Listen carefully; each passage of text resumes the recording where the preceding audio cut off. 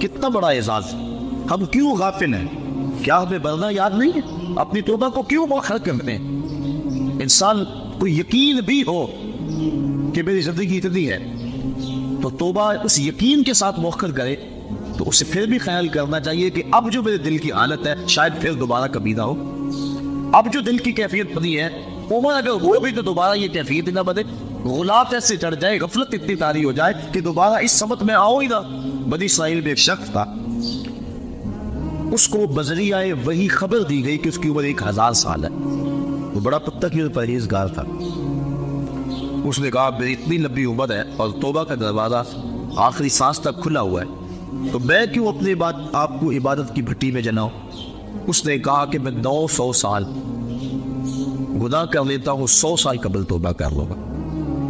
پھر اس نے ایسا ہی کیا. علماء لکھتے ہیں کہ وہ 900 سال گناہ کرتا رہا.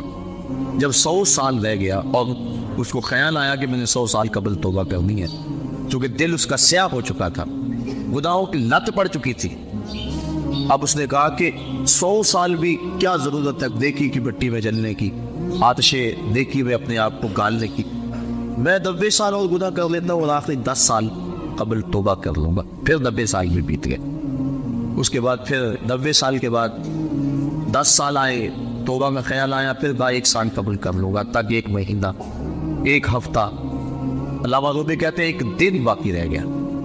اور اب وہ کہتا تھا میں یہ کر لوں، وہ کر لوں، فلاں چیز رہ گئی ہے، حتیٰ کہ اس کی روح دبوچ لی گئی، اس کو توبہ کی توفیق نہ ہو سکے. تو انسان کا اگر دل راغب ہو جائے اچھائی کی طرف، نیکی کی طرف، اس کو توبہ کرتے ہوئے دیر نہیں کرنی چاہیے. اگر یقین بھی ہو کہ میری زندگی اتنی ہے، لیکن ہمیں تو اپنی زندگی پر بھروسہ ہی نہیں ہے. آج کل موتیں اچانک آ رہی. حضور نبی رحمت صلی اللہ علیہ وسلم نے اچانک موت سے پناہ مانگی. اللہم انی اعوذ بک من الموت الفجاع. اے اللہ اچانک موت سے تیری پناہ مانگ. حضرت یعقوب علیہ السلام وعدہ لیا ہوا تھا حضرت اسرائیل علیہ السلام سے کہ میری روح قبض کرنے کے لیے اچانک نہیں آنا، پہلے کو قاصد یا کوئی پیغام بھیج دینا تاکہ میں موت کی تیاری کروں. ایسا ہی ہوا. حضرت اسرائیل علیہ السلام ایک دن حاضر ہوئے، پوچھا کہاں آئے ہو، کدھر آئے ہو؟ کہا میں قبضے روح کے لیے آیا. کہا تم نے تو وعدہ کیا تھا کہ پہلے کو قاصد یا پیغام بھیجوں گا، تم نے نہ کو قاصد بھیجا نہ پیغام بھیجا. کہا حضرت آپ کے سامنے کتنے لوگوں کی موت واقع ہوئی ہے، یہ میرا قاصد نہیں تھا تو اور کیا تھا. آپ کی داڑھی پہ سفید بال آ گئے، یہ میرا قاصد نہیں تھا تو اور کیا تھا. آپ کی آنکھوں میں سفیدی اتر آئی ہے، یہ میرا قاصد نہیں تھا تو اور کیا تھا. تو لوگوں کی موت ہمارے لیے سامان نہیں بنتا ہے، یہ ہمارے لیے پیغام ہے موت. داڑھی میں سفید بال آنے لگے تو سمجھ لو موت کا قاصد آ گیا. حضرت عمر فاروق رضی اللہ تعالیٰ عنہ صبح و شام دوپہر ایک ملازم آ کے آپ کو کہتا ہے عمر موت کو نہیں بھولنا. کب کپا کے رہ جاتے، اپنا محاسبہ کرتے، توبہ کرتے. 2-3 مرتبہ دن میں وہ حاضر ہوتا. ایک دن وہ آیا، آپ نے اس کو مشاہدہ دیا، کہا بھی آج کے بعد نہیں آنا. حضرت مجھ سے کوئی گستاخی ہو گئی؟ کہا نہیں. تو پھر کیا ماجرا ہے، مجھے چھٹی کیوں کروائی جا رہی ہے؟ تو حضرت عمر فاروق نے داڑھی پہ ہاتھ رکھا، ایک بال لگ دیا، وہ بال سفید ہو چکا تھا. کہا میاں اب تیرے آنے کی ضرورت نہیں ہے، یہ بال ہی مجھے چین سے نہیں بیٹھنے دے گا. ہماری تو پوری داڑھی سفید ہو جائے. میاں محمد بخش عارف کھڑی رومی کشمیر نے کیا خوب کہا تھا، ہڈیاں کمبڑ گوڈے کھڑکن تے اڑ گیا نک تیرا، اجے بھی پدیوں باز نہ آئے جیو مدد لیرا. یا ایھا الانسان ما غرک بربک الکریم. اے انسان تجھے کریم رب سے کس نے غافل کر دیا ہے؟ الذی خلقک فسواک فعدلک فی ای صورت ما شاء رکبک. جس رب نے تجھے پیدا کیا، تیرے اعضاء کو توازن دیا، تجھے غسل دیا، تجھے جوانی بخشی، تجھے گودا ہو نعمتوں سے نوازا، تجھے سلیقہ دیا، تجھے چلنے کا طریقہ دیا، تجھے حواس خمسہ سے نوازا، تجھے بہتری اور بھلائیاں نصیب کی، اور اس مالک کا در چھوڑ کر تو کہاں بھاگ رہا ہے؟ ما غرک بربک الکریم. بتا وہ کون سی چیز ہے جس نے تجھے رب سے مغرور کر دیا؟ دولت وہ 4 دن کی کہانی ہے، حسن ڈھل جانے والا ہے، دولت ختم ہو جانے والی ہو، جوانی وہ آج ہے کل نہیں ہوگی. تو کس چیز نے تجھے مغرور کر دیا؟ مالک کے حضور ہم نے اپنی محبتوں اور اپنی الفتوں کا خراج پیش کرنا ہے، اور اس کی عبادت سے، اس کے ذکر و فکر سے اپنے اندر کو تابیدگی دینی ہے. ایسا نہ ہو کہ ہماری زندگی ساری برباد ہو جائے اور پھر بعد میں ڈاڈا پچھتاوا ہو. یہ مرنے والے ہمارے لیے سامان عبرت ہے. اللہ تعالیٰ جل شانہ اپنے محبوب صلی اللہ علیہ وسلم کے صدقے مرحوم کو کروٹ کروٹ جنت کی بہاریں نصیب فرمائے، اور ہمیں یہ سوچنے کی توفیق عطا فرمائے کہ آج وہ نہیں ہے کل ہم نہیں ہیں، آج وہ قبر کی تنہائیوں میں ان کی جگہ ہم بھی تو ہو سکتے تھے۔ حضرت امام غزالی فرماتے ہیں اللہ نے مردے والوں کے ذریعے سے جو پسماندگان ہیں ان پر احسان کیا۔ پوچھا گیا وہ احسان کیسے؟ وہ تو بیچارے دکھ میں مبتلا ہیں، جن کا بھائی بچھڑ گیا، جن کا بیٹا بچھڑ گیا، جن کا باپ بچھڑ گیا، وہ تو دکھ میں ہیں۔ آپ کہتے ہیں احسان ہوا؟ فرمایا وہ اس اعتبار سے کہ اس کی موت کو ان سب کے لیے عبرت بنا دیا گیا، اور اس کی موت کو دیکھ کر یہ توبہ کر لیں، اپنے معاملات حیات درست کر لیں اور آخرت کی تیاری کر لیں۔ اور اگر ان میں سے کسی کی موت کو اس کے لیے عبرت بنا دیا جاتا تو یہ کیا کہنا ہے؟ اس لیے اللہ نے مرنے والوں کے ذریعے سے جو باقی پسماندگان ہیں ان پر احسان کیا اور ان کو ایک اور موقع سنبھلنے کا دیا کہ وہ سنبھل جائیں اور اپنی زندگی کی راہیں ٹھیک کر لیں۔ تو یہ ہمارے لیے ایک موقع ہے کہ ہم اپنی زندگی کی راہوں کی درستگی کا سامان کریں۔ آج وہ چلے گئے، ہمیں پیغام دے گئے کہ بھیا ہم تم بھی ہمارے پیچھے آ رہے ہو، اور کوئی پتہ نہیں کہ پیغام ہے جب کس وقت آ جائے اور پھر کوئی حجت باقی نہ رہے۔ آئیے میں اور آپ اپنے مالک سے رجوع کریں اور اپنے مالک سے اپنے پچھلے گناہوں کی بخشش مانگے۔ آج ہم اگر توبہ کر لیتے پچھلے گناہ دھل جانا ہے، ماں قبل کے سارے گناہ معاف ہو جائیں گے۔ حضور نبی رحمت صلی اللہ علیہ وسلم نے ارشاد فرمایا التائب من الذنب کمن لا ذنب له، گناہ سے توبہ کرنے والا ایسا ہوتا ہے جس طرح اس نے گناہ کیا ہوا ہی، بالکل اللہ صاف اور پاک سے فرماتا ہے جس طرح اپنے ماں کے بدن سے ابھی اس نے جنم لیا۔ اگر آج ہم توبہ کر لیتے ہیں تو ماضی صاف ہے اور اتنا اپنی زندگی کو احتیاط سے گزارا، لیکن آج اگر ہم توبہ نہیں کرتے، رجوع نہیں کرتے اور ہمارا بوجھ بڑھتا چلا جاتا ہے، اور اگر توبہ کی توفیق بھی نہیں ہوتی اور اچانک موت ہماری روح کچک لیتی ہے تو پھر آخرت کے معاملے تو بڑے سخت ہیں۔ تو قبل اس سے کہ وہ وقت آئے اور پھر پچھتاوا لگے، مجھے اور آپ کو آج ہی اپنی اصلاح کرنی چاہیے۔ اللہ تعالیٰ جل شانہ مرحوم کو کروٹ کروٹ اپنے جوار رحمت میں جگہ نصیب فرمائے اور پسماندگان کو صبر کی نازوان دولت عطا فرمائے، کیونکہ مشکل کے موقع پہ صبر ہی اجر کا باعث بنتا ہے۔ اللہ کے محبوب صلی اللہ علیہ وآلہ وسلم نے صبر کی تلقین فرمائی جب ایک خاتون راستے میں حضور نے دیکھا کہ وہ رو رہی ہے، وَاصْبِرِي يَا أَمَةَ اللَّهِ، اے اللہ کی نوڈی صبر کرو، کیونکہ اگر انسان صبر نہیں کرے گا تو کیا کرتے ہیں؟ جانے والے تو واپس نہیں آئیں گے، وہ تو چلے گئے۔ اب ہم نے ان سے عبرت حاصل کرنی ہے اور ایسا انداز اختیار نہیں کرنا جس سے بے صبری کا اظہار ہو۔ یہ بات ذہن ہے رکھیں کہ مرنے والوں کے جانے کا دکھ سینے میں موجود ہوتا ہے۔ غم کے اظہار کی دنیا پر 4 طریقے ہیں۔ دل غم زدہ ہوتا ہے، یہ ایک فطرت ہے۔ آنکھوں سے آنسو بہ رہے ہیں، یہ بھی ایک فطرت ہے۔ انسان اپنی زبان سے معاملہ کرتا ہے، اپنے ہاتھوں کو اپنے بدن پہ مارتا ہے، تماچے لگاتا ہے۔ یہ 4 طریقے ہیں، آنکھوں کا غم اور دل کا غم رحمان کی طرف سے، ہاتھوں کا غم اور زبان کا غم شیطان کی طرف سے۔ جب حضور کے فرزند ارجمت حضرت ابراہیم علیہ السلام کا انتقال ہوا اور حضور تشریف لائے، آقا کریم اپنے بیٹے کے سرہانے بیٹھ گئے، وَأَيْنَا رَسُولِ اللَّهِ تَدْمَعَانِ، حضور کی آنکھوں میں آنسو تھے۔ آقا کریم نے فرمایا بیٹا ابراہیم تیرے غم میں دل غم زدہ ہے، آنکھیں رو رہی ہیں، لیکن زبان سے وہی کہوں گا جس سے خدا راضی۔ اور میں لیس منا قد ضرب الخدود وشق الجیوب ودعا بدعوى الجاہلیہ، جس نے اپنا گرے بات نوچا اور اپنے منہ پہ تماچے مارے اور جانو جیسی باتیں کی، فرمایا ہمارے ساتھ اس کا کوئی تعلق نہیں۔ تو دل کا غم یا کبھی آنکھوں سے آنسو بہ جائے تو اس پر شریعت میں مواخذہ نہیں ہے، بلکہ یہ شفقت کی وجہ سے ہے۔ اس کے علاوہ ایسے جملے کہہ دے دیں جس سے ناشکری کا اظہار ہو رہا ہو، یا اس انداز کے ساتھ اپنے ہاتھوں کو حرکت دینا کہ جس سے ایک سانس کا پتہ نہیں، اس مستقبل کی بات ہے۔ زندگی کھپا رہا ہے، مستقبل ٹھیک ہو جائے، اصل مستقبل تو آخرت کا مستقبل۔ اللہ کے محبوب علیہ السلام نے جب صحابہ کو خندق کھودتے دیکھا اس وقت دعا دی، اللہم ان العیش عیش الاخرہ فاغفر الانصار والمہاجرہ، اے اللہ زندگی تو آخرت کی زندگی ہے، میرے ان انصار کو بھی بخش دے، میرے ان مہاجروں کو بھی بخش دے۔ اصل مستقبل وہ ہے، یہ تو 4 وقت کی زندگی ہے۔ 45 سال ایوریج زندگی نکالی ہے ماہرین نے، چلو 50 سال لگا لو، 60 سال لگا لو، اور آخرت کا ایک دن، محشر کا ایک دن 50,000 سال کا ہوگا۔ ذرا کبھی کیلکولیٹر لے کے حساب تو کریں، ایک دن 50,000 سال کا، اور یہ ساری زندگی 50 سال کی۔ اس ایک دن کے مقابلے میں ذرا اس زندگی کا حساب نکال لینا، منٹوں سیکنڈوں کے اندر یہ ایک دن آئے گا، تو انسان اس کو سنبھالنے کے لیے اس کو برباد کر لے جو نہ ختم ہونے والی ہے، تو کٹ ہی جائے گی، تکھوں میں کٹی پھر بھی کٹ ہی جائے گی۔ جس کے پاس دولت کے انبار ہے، نیند کی گولیاں کھانے کے بغیر وہ بھی نہیں سوتے، چین ہونے بھی نہیں گے، کیونکہ دنیا کے اوپر چین نام کی چیز کیسے ہوگی جبکہ انسان کے خمیر بعد 39 دن تک غموں کی بارش ہوئی ہے اور صرف ایک دن خوشی کی بارش ہوئی ہے۔ خوشی اور غم زندگی میں اس تناسب کے ساتھ ہے، خوشی عارضی ہوتی ہے، غم دیر پا ہوتا ہے۔ خوشی اور غم جب اکٹھے ہو جائیں تو غم ہی غالب ہوتا ہے، خوشی یاد نہیں رہتی بلکہ خوشی بھی غم میں بدل جاتی ہے۔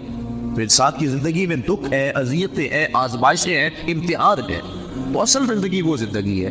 اگر یہ اچھی بھی گزر گئی، تخت میں بیٹھ ہوئے بھی گزر گئی تو کتنا عرصہ ہے، بہت تھوڑی مدت، اور اگر یہ زندگی دکھوں میں بھی گزر گئی تو گزر ہی جائے گی۔ وہ کیا کہا تھا میر تقی میر نے کہ وہ ریشموں کم خواب میں سرمست ہے تو کیا ہوا، رات اس کی بھی کٹ گئی جو کہ اور تھا، بخار میں مبتلا تھا، زخم سے پورے بدن میں، اور کوئی پرسان حال بھی نہیں تھا، بات ٹھٹھرتی ہوئی سردی میں ریت کے اوپر پڑا تھا، ہلکی ہلکی بارش بھی ہو رہی تھی اور سردیوں کی لمبی رات تھی۔ بتاؤ شخص کو رات کاٹنا کتنا مشکل ہوگی، اس رات کی سویر تو پھر بھی ہے نا، جتنی مرضی لمبی رات تھی دن تو ڈڑے گا نا، لیکن وہ آخرت کی رات ایسی اگر پڑ گئی تو اس رات کا پھر دن نہیں ہے، موت کو بھی بیڑنے کی شکل کے اندر میدان حشر میں لا کے ذبح کر دیا جائے گا۔ کتابوں میں آتا ہے کہ جنتی جنت میں جانے کے باوجود صرف ایک ڈر میں ہوں گے، اور جہنمی جہنم میں دکھوں کے باوجود ایک خوش فہمی میں ہوں گے۔ وہ کیا؟ جنتیوں کو جب نعمتیں ملے گی، مائے معید، کوثر، سلسبیل، کیا کچھ نہیں ہوگا جنت میں، اللہ نے قرآن مجید کے اندر تذکرے کیے، تو جب وہ دیکھیں گے کہ دل میں کھٹکا پیدا ہوگا کہیں موت نہ آ جائے۔ اور جہنمی جب دکھ آگے بھی آ رہا، پیچھے بھی آ رہا، دائیں بھی بائیں بھی، اوپر بھی نیچے بھی، اور یہ آگ تو جلاتی ہے، وہ آگ اس سے 70 گنا تیز ہے، اور یہ صرف جلاتی اور خشک کرتی ہے، وہ چپک جاتی ہے لوگ کی طرح جسم کے ساتھ، اور بدبودار آگ ہے اور زیادہ آتی آگ ہو۔ اس آگ میں جب جسم بھی بڑا کر دیا جائے گا تاکہ یہ عذاب زیادہ اس کو ہو، 70 گز موٹی کھال بنا دی جائے گی، اور اللہ قرآن مجید میں فرماتا ہے جب کھال جل جائے گی تو ہم اس کی جگہ نئی کھال بدل دیں گے تاکہ یہ عذاب کی تکلیف سہے۔ اس نے دنیا کے اندر میرے حکموں کو توڑا اور میرے حکموں کی پرواہ نہ کی، اس کو زندگی میں نے دی، اس کو عزت میں نے دی، اس کی آنکھوں میں نور میں نے رکھا، اس کی زبان کو بولنے کا سلیقہ میں نے دیا، اس کی ٹانگوں کو چلنے کا طریقہ میں نے دیا، اس کو سانسیں میں نے اگلی، اس کے لیے سبزے زمین سے میں نے اگائے، اس کے لیے پانی آسمان سے میں نے برسایا، اس کے لیے میں نے کیا کچھ نہ کیا، کہیں سورج خدمت میں لگا ہے، کبھی چاند خدمت میں لگا ہے، کہیں جانور باربرداری کے لیے، کہیں سواری کے لیے ہے، اتنا کچھ اس کے لیے میں نے پیدا کر دیا۔ اس کو سجدہ کرتا دوبارہ نہیں پتا کتنا متکبر اور کتنا مغرور ہو گیا دنیا پہ جا کے، اپنے رب کو بھول گیا کیا؟ یا ایھا الانسان ما غرک بربک الکریم، اس لیے اللہ اس دن پہ 70 ہاتھ موٹی کھال جو ہے وہ بدن پہ چڑھائے گا، اور وہ جلتی جائے گی پھر بدلتی جائے گی، اور پھر وہ تکلیف سہے گا۔ اور اگر بندہ اس دنیا پہ آ کے اپنے مالک کو راضی کرتا ہے، اس نے اس کے لیے جنت بنائی اور جنت کی نعمتیں اس کے لیے بنائی ہے۔ جہنم کے اندر جہنمی سخت اذیت میں ہوں گے، اللہ کا قہر و غضب بھی برس رہا ہوگا، دروغ جہنم بھی چھڑ رہا ہوگا، دائیں بائیں آگ ہوگی، پھر اس کو صرف ایک امید ہو کہ کبھی موت آ جائے گی نہ تو جان چھوٹ جائے گی۔ جب مریض تڑپتا ہوتا تو وہ موت مانگتا، وہ موت مانگے گا۔ جنتی جنت میں جا کر یہی کھٹکا ہوگا کہیں موت نہ آ جائے، اور جہنمی جہنم میں جا کر اسی خوش فہمی میں ہوگے کبھی موت آ گئی تو جان چھوٹے گی۔ پھر اللہ تعالیٰ حشر کے میدان میں لائے گا موت کو ایک مینڈے کی شکل میں، حضرت یحییٰ علیہ السلام کے ہاتھوں میں چھری دے گا، اور جنتی جنت سے اور جہنمی جہنم سے لمبی لمبی گردنیں نکال کے دیکھیں گے، اور پھر ان کے سامنے موت کو ذبح کر دیا جائے گا۔ پھر جنتی اپنی طور پہ خوش ہو جائیں گے، اور جہنمیوں کی حسرت اور بڑھ جائے گی، اب تو موت کو بھی موت آ گئی، اب تو مریں گے بھی نہیں، تو وہ رات لمبی ہے، اگر پڑ گئی تو سخت اضطراب۔ اس لیے یہ تھوڑی سی زندگی دکھ میں بھی گزر گئی، سولی پہ چڑھ کے بھی گزر گئی، گزر ہی جائے گی، لیکن وہ زندگی ختم نہیں ہونے پائے گی۔ وہ ایسی شب ہے جس کا سویر کوئی نہیں، وہ ایسی شب ہے جس کی سال کوئی نہیں، تو اگر اس زندگی کو برباد کر دیا اور اس کو سنوار لیا، پہلے تو یہ سنورنے کا یقین ہی نہیں ہے نا، چین ہے ہی نہیں، ہوگا بھی چین، تخت پہ بھی گزار دیا، تو پھر آگے ایک ایک چیز کا حساب ہونا ہے۔ وہ بادشاہ پھولوں کی سیج پہ سویا کرتا تھا نا، اللہ اکبر، لوڈی روزانہ پھولوں کی سیج بچھاتی تھی۔ ایک دن لوڈی کے دل میں آیا بادشاہ مدت سے پھولوں بڑی سیج پہ سوتا ہے، پتہ نہیں کیا لذت ہے، میں بھی تو صرف لیٹ کے دیکھوں کیا مزہ ہے. سیج تیار کی اس کے اوپر لیٹ گئے. ابھی لیٹی ہی تھی, سارے دن کی تھکی تھی بیچاری, نیند آ گئی. جب نیند آئی بادشاہ وقت پہ کمرے میں داخل ہوا, دیکھا میری سیج پہ لونڈی سوئی ہوئی, غصے سے لال پیلا ہو گیا. ایک لونڈی کو یہ جرأت کہ بادشاہ سے سیج پہ اس نے جنات کو بلایا کہ اس کو یہیں سے پکڑو, الٹا لٹکا دو اور اتنے کوڑے مارو کہ اس کی روح نکل جائے, تاکہ لوگوں کو یہ عبرت ہو جائے کہ بادشاہوں کی سیج کتنی مقدس ہوا کرتی ہے. باقی ملازمین بھی جان لیں. لوڑی کو پکڑا گیا اور الٹا لٹکا کے جلات کوڑے برسا رہا ہے. وہ چیختی ہے, چلاتی ہے, روتی ہے. اچانک اس نے روتے روتے ہنسنا شروع کر دیا. بادشاہ نے کہا جلات کو رک جاؤ, اسے پوچھو کیوں روتی ہے, اسے یہ بھی پوچھو ہنستی کیوں ہے. جلات نے پوچھا لوڑی بتا تو کیوں روتی ہے, اور یہ بھی بتا تو ہنستی کیوں ہے. اس نے کہا روتی تو اس لیے جب کوڑا لگتا ہے میری جان نکلنے کو آتی ہے. تو کہا پھر ہنستی کیوں ہے. کہا میں یہ سوچ کے ہنستی ہوں کہ چند لمحوں کے لیے سیٹ پہ سوئی اور اتنی تکلیف پہنچ رہی ہے, جس کو عمر ہوگی سوتے ہوئے اس کا کیا بنے گا. آج ہم چاہتے تو یہ ہیں کہ مالک کو بھول جائیں اور زندگی کیسے اپنا لیں, لیکن کل قیامت کے دن ایک ایک چیز کا حساب دینا ہوگا. حضرت امام جعفر صادق کہتے ہیں میرا تو ٹھنڈا پانی پینے کو دل نہیں کرتا کہ قیامت کے دن کبھی اس کے حساب میں جکڑا نہ جاؤ. تو بزرگوں نے کیسی کیسی احتیاطیں کی ہیں اور ہم کیسے غافل ہیں. تو صاحبو یہ زندگی, یہ موت اللہ نے ہمارے لیے آزمائش بنائی. وہ دیکھنا چاہتا ہے کہ میرا کون سا بندہ کیسے عمل کرتا ہے. خلق الموت والحیات لیبلوکم ایکم احسن عملا. کون سا بندہ کیا عمل کرتا ہے. ہم نے اچھے عمل کر کے, اصل ہماری زندگی آخرت کی زندگی ہے جو نہ ختم ہونے والی ہے. دو گھر ہیں, دوزخ اور جنت. اللہ نے قرآن مجید کے اندر دونوں کے نقشے بیان کر دیے. ہمیں راہیں دے دی, ہمارے اعضاء کو دونوں راستوں میں چلنے کی شکل دے دی اور پھر اختیار دے دیا چاہے ادھر چلو چاہے ادھر چلو. اب ہم نے سیدھی راہوں پہ سفر کر کے اپنے مالک کی رضا حاصل کر رہی ہیں. دنیا داروں سے تو مانگے تو ناراض ہوتے ہیں, اللہ سے نہ مانگے تو ناراض ہوتا ہے. دنیا داروں سے مانگنا ہو تو وقت دیکھنا پڑتا ہے کہ اب صاحب سوئے ہوئے, ابھی بیدار ہوئے ہیں, اب اگر مانگا تو ابھی مزاج میں چڑچڑا پن ہوگا. ابھی کل مانگا تھا, اب دوبارہ کچھ وقفہ پڑھ لینا چاہیے. تو دنیا داروں سے مانگنے کے لیے وقت چاہیے. دنیا داروں سے مانگنے کے لیے ان کا مزاج دیکھنا پڑتا ہے, ان کے لہجے اور ان کی زبان اور ان کی بولی میں بولنا پڑتا ہے. لیکن مالک سے صبح مانگو پھر بھی دیتا ہے, دوپہر کو مانگو پھر بھی دیتا ہے, شام کو مانگو پھر بھی دیتا ہے. سحری کے وقت اٹھ کے کنڈا کھڑکاؤ, در رحمت کھلا پاؤ گے. اردو میں مانگو, عربی میں مانگو, سندھی میں مانگو, پشتو میں مانگو, نظر میں مانگو, نثر میں مانگو. نہیں مانگنا آتا یوں ہی ہاتھ پھیلا دو. اس کی رحمت کے دروازے کھلے ہیں. اس سے اپنے لیے مانگو پھر بھی دے گا, اوروں کے لیے مانگو پھر بھی دے گا. مانگا ہے پھر دوبارہ مانگنے کھڑے ہو جاؤ, پھر عطا کرے گا. تو مالک سے مانگتے رہنا ہی بندے کے لیے اعزاز و افتخار ہے. اور مالک کی شان یہ ہے کہ اس کے خزانوں میں کمی نہیں آتی. وہ دنیا کو نواز دے, اس کے خزانوں میں کوئی کمی نہیں. اس لیے کہا کہ مجھ سے مانگو میں تمہارے سوال کو پورا کروں گا, تم مجھ سے دعا مانگو میں اس کو قبول کروں گا. تو آج کے اس اجتماع کا پہلا مقصد دعائے مغفرت ہے. ہم مرحوم کے لیے دعا مانگنے کے لیے جمع ہیں کہ اللہ انہیں کروٹ کروٹ جنت کی بہاریں عطا فرمائے. دوسرا مقصد پسماندگان سے اظہار تعزیت و محبت. کیونکہ اگر دعا ہی مقصد ہوتا تو دعا گھر بیٹھے بھی ہم مانگ سکتے تھے. اس موسم میں دور و نزدیک سے چل کر آپ اور میں یہاں پہنچے. صرف اگر دعا مقصد ہوتا تو ہم جہاں جہاں تھے وہاں ہی مانگ لیتے. لیکن مرنے والوں کے پسماندگان سے اظہار تعزیت کرنا, ان کے پاس آ کے دعا مانگنا, یہ حضور علیہ السلام کی سنت سے ثابت ہے. اللہ کے محبوب صلی اللہ علیہ وآلہ وسلم تشریف فرما تھے کہ ایک صحابی جن کا نام تھا باعث ابن مالک رضی اللہ تعالی عنہ, وہ حاضر ہوئے اور عرض کی طہرنی یا رسول اللہ صلی اللہ علیہ وسلم, حضور مجھے پاک کر دیجئے. آقا کریم صلی اللہ علیہ وآلہ وسلم نے فرمایا جاؤ اللہ سے معافی مانگو, اللہ تمہارے گناہ معاف کر دے.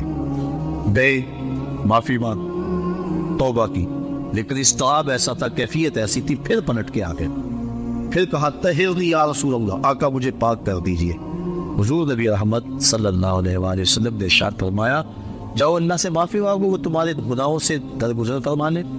گئے, پھر پلٹ کے آ گئے. پھر آقا کریم نے پوچھا بیما اطہرک, تجھے کس جرم سے پاک کروں. بار بار پوچھتا ہے، بار بار کہا کہ اللہ کی بارگاہ میں توبہ کرو، وہ معاف کر دے گا، لیکن پھر تم واپس پلٹ آتے ہو، بیوہ ہوتا ہے روگا، تمہیں کس گناہ سے پاک کروں؟ قال من الزنا، عرض کی حضور مجھ سے زنا سرزد ہو گیا ہے، اور اس کی جو سزا دنیا پر ہے وہ بڑی کڑی اور سخت ہے، وہ میں برداشت کر لوں گا، لیکن آخرت کی سزا میرے بس کا روگ نہیں۔ اللہ کے محبوب صلی اللہ علیہ وآلہ وسلم نے ایک دن جبریل امین سے پوچھا، مجھے جہنم کے عذابوں کا تذکرہ سناؤ۔ مشکات کی روایت ہے، عرض کی حضور سب سے ہلکا عذاب، اخف العذاب، سب سے ہلکا عذاب جو جہنمیوں کو دیا جائے گا وہ یہ ہوگا کہ ان کے پاؤں میں آگ کے جوتے رکھے جائیں گے، باقی پورا بدن سلامت ہوگا لیکن پاؤں میں آگ کے جوتے ہوں گے، اس کی گرمی اور حرارت اتنی ہوگی یغلی منہما دماغو، کہ دماغ پگھل کے ناک اور کانوں کے راستے سے باہر آ جائے گا۔ یہ سب سے ہلکی عذاب کی کیفیت ہے، جو سخت عذاب ہے العیاذ باللہ۔ آج لوگ پرواہ نہیں کرتے، بلکہ کئی لوگ ایسی بات کہتے ہوئے پائے گئے کہ کوئی بات نہیں، اگر گئے بھی تو ایک غوطہ لگے گا اور پھر جنت میں چلے جائیں گے۔ فما اصبرهم علی النار، لوگوں کا آگ پر کتنا حوصلہ ہے۔ اللہ کے محبوب صلی اللہ علیہ وسلم تشریف فرماتے کہ ایک صدا سنی، آواز آئی، ماں سے ابا یہ آواز بلا کیسی ہے؟ عرض کی اللہ اس کا رسول خوب جانتا ہے۔ فرمایا 70 سال قبل جہنم میں ایک پتھر پھینکا گیا تھا، اب اس کے پیندے میں گرا ہے، یہ اس کے گرنے کی آواز ہے۔ تو جہنم کی گہرائی 70 سال کی مسافت پہ، اور اگر ایک غوطہ بھی لگا تو 140 سال لگ جائے، تو کتنے حوصلے سے، کتنی بٹائی سے کہہ دیا جاتا ہے کوئی بات، کوئی کہتا ہے یہ جہاں بٹا اگلا کس نے دیکھا۔ حضرت غوث اعظم شیخ عبد القادر جیلانی رحمۃ اللہ تعالی علیہ فرماتے ہیں، جاؤ قبرستان میں جا کے دیکھو کتنے کتنے حسینوں کی مٹی خراب ہو رہی ہے، جو اپنے بدن پہ چٹکی مٹی نہیں پڑنے دیتے تھے، آج ان کا کفن بھی تار تار ہو گیا۔ اللہ اکبر۔ تو جہنم کے عذاب بڑے سخت ہیں۔ روایات میں آتا ہے جب جہنمی جہنم میں جائے گا، اس شدت کی پیاس لگے گی اور بار بار تقاضا کرے گا مجھے پانی دیا جائے۔ 70 سال تو اس کی آواز کوئی نہیں سنے۔ 70 سال کے بعد داروغہ جہنم جھڑک کے کہے گا بتا کیا چاہیے؟ وہ کہے گا مجھے پانی چاہیے۔ تو داروغہ جہنم اس کو پانی دے گا۔ کون سا؟ منرل واٹر کی بوتل تھمائے گا اس کے ہاتھ میں، یا کوکا کولا یا پیپسی؟ قرآن پڑھی، اس کو 2 پانی دیے جائیں گے، مائے حمیم اور مائے غسلین۔ مائے حمیم کھولتا ہوا پانی، اور ابن رجب حنبلی لکھتے ہیں وہ اتنا گرم ہوگا جب کٹورے میں رکھ کے اس کو دیا جائے گا اور وہ پینے کے لیے منہ کے قریب بڑھائے گا تو اس کے چہرے کی کھال اس کی بھاپ سے ادڑ کے اس کے اندر گر پڑے گی، اس قدر وہ گرم ہوگا۔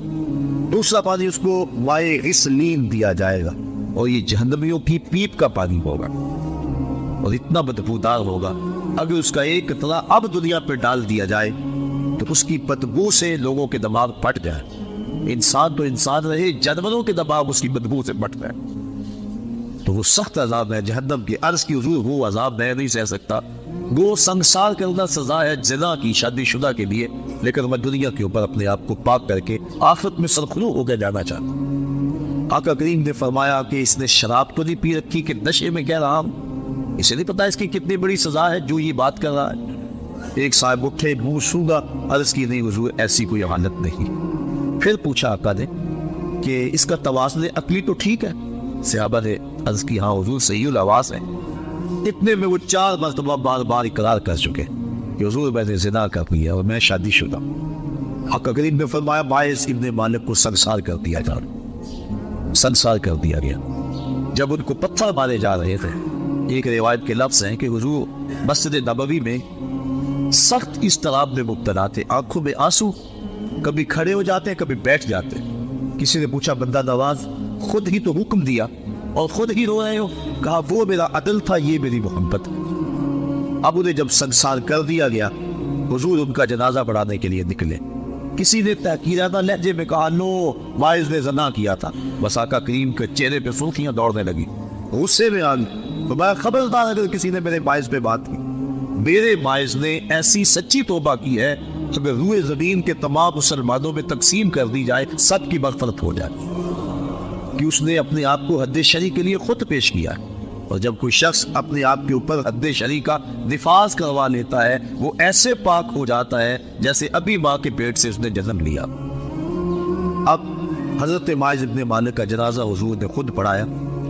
ان کی وفات کا دوسرا دن تھا یا تیسرا دن، راوی کو شک ہے کہ دوسرا دن تھا یا تیسرا دن۔ اللہ کے محبوب صلی اللہ علیہ وآلہ وسلم ان کے گھر تشریف لے گئے۔ جب حضور تشریف لے گئے، حدیث کے لفظ ہیں وَهُمْ جُلُوسٌ، جب حضور گئے تو وہاں کافی لوگ صحابہ بیٹھے ہوئے تھے۔ آقا کریم نے ارشاد فرمایا اپنے بھائی ماعز کے لیے مغفرت کی دعا کرو۔ اگر دعا ہی مقصود ہوتی تو وہ گھر بیٹھے بھی ہو سکتی تھی، اگر دعا ہی مقصود تھی تو وہ حجرہ عائشہ میں بھی ہو سکتی تھی، وہ ستون تہجد کے پاس بھی ہو سکتی تھی، وہ مسجد نبوی میں بھی ہو سکتی تھی۔ نماز کے بعد اجتماع میں دعا کی جا سکتی تھی، پھر نماز جنازہ خود دعا ہے۔ کہ آقا کریم یہ بھی فرما چکے ہیں کہ میرے ماعز نے ایسی سچی توبہ کی ہے اگر روئے زمین کے لوگوں کو تقسیم کر دی جائے لَكَفَاهُمْ، ان کے لیے بھی کافی ہو۔ تو پھر حضور کے گھر دعا مانگنے کے لیے کیوں گئے؟ تاکہ پسماندگان سے اظہار تعزیت و محبت ہو جائے۔ اور جس کے گھر میں حضور گئے ہوں گے کوئی دکھڑا رہا ہوگا، وہ کیا کسی نے کہا کہ یہ الگ بات ہے کہ تم آئے ہو تو کوئی نہیں، ورنہ درد تو یہاں ہزار رہتے۔ تو جب حضور گئے ہوں گے دکھڑے دور ہو گئے ہوں گے تو پسماندگان کے ہاں جا کے تعزیت کرنا، ان کے دکھوں کو کم کرنا ہوتا ہے۔